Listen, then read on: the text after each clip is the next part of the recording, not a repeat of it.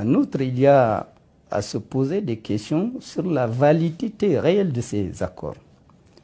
Parce que l'article 169 de la Constitution du Niger, en tout cas à l'époque où ces accords ont été signés, cette Constitution était encore valable. Cette Constitution disait de manière très claire que les accords de défense, pour être valables, doivent faire l'objet d'une loi de ratification par l'Assemblée nationale.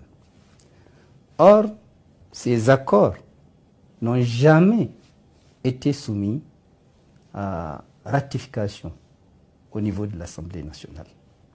Dès lors, on est en droit de se poser la question de savoir si ces accords sont légitimes.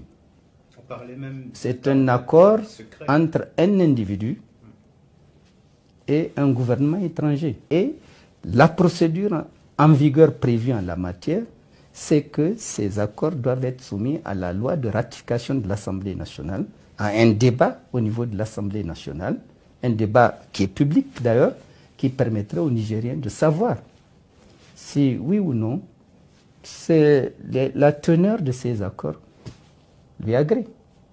Mais dans le cas d'espèce, ce sont des accords qui ont été signés entre le président de l'époque et le gouvernement français.